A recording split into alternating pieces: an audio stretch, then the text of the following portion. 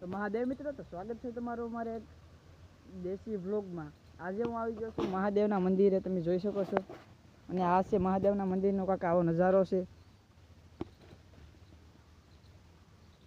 તમે જોઈ શકો છો આમાં માછલીઓ પણ ઘણી બધી છે. તમને હું માછલીઓ દેખાડું, તમે જોઈ શકો છો ભાઈ. માછલી પાસે આ ઋતિકભાઈ માછલી દેખાડ તો મોટી ભાઈ ગળી ગઈ. એ ભાઈ ગળી ગઈ માછલી ગળી ગઈ. ઋતિક મોટી જબરી આમે છે પણ આ જો આવે ઘોડા કરતો ન જતી. જો આવે જો ગળી ગયું. અમારી અવાજ સાંભળીને બધા ગળી ગયા. આમે જો એક કાચબો હતો આરામથી, તમે જોઈ શકો છો.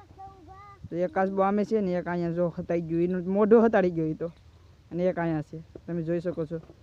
બે ખડની માથે હતા, લાડબંધના કાચબા હતા, પણ એ બે ત્રણ ગળી ગયા અંદર. ત્યાં છે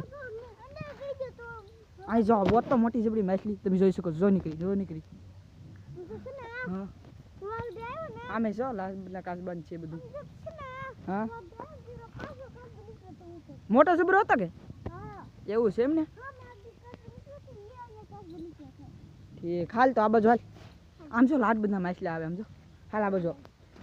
બસ તમે જે બ્લોગમાં બનાવી રહેજો, બહુ મજા આવવાની છે. કેમ કે હજી તો ઘણું બધું તમને દેખાડવાનું છે. ચાલો આમ ઓલા બાજુ નજારો જોઈ રાખ. હાલ ઋતિકભાઈ આ બાજુ હાલી જાઓ.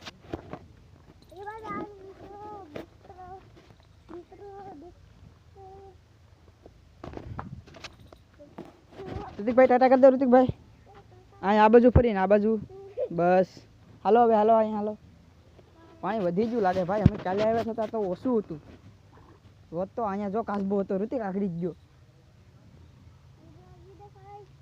હવે ભાઈ હું ને ઋતિક જઈએ છીએ મંદિરે પગે લાગવા. તો આગળ તમને પણ અમે દર્શન કરાવી. તો જાવ ને ઋતિકભાઈ પગે લાગવા. ઋતિકભાઈ પગે લાગવા જાવ ને. હાલો પાણી પીવું. ઋતિકભાઈ કે પાણી પીવું. તો હાલ પી લે તું. હું અહીં ઊભો હે.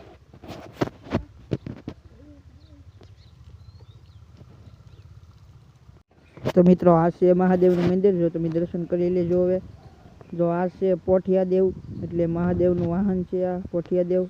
અને આ છે જો અમે દાનપતિ છે, તો તમે દર્શન કરી લેજો. આ છે પોઠિયા દેવ. અને અમે બાપુ કાક વાંચતા હતા.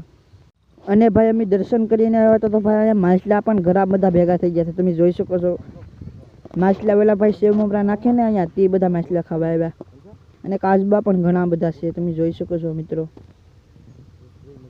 ઓહો એ મીઠા પાણીના માછલા. હવે મોટા કેટલા છે તમે ખાલી જુઓ. માછલા ખાલી જો એટલા બધા મોટા મીઠા પાણીના માછલા તો મેં કોઈ દી નહીં જોયા.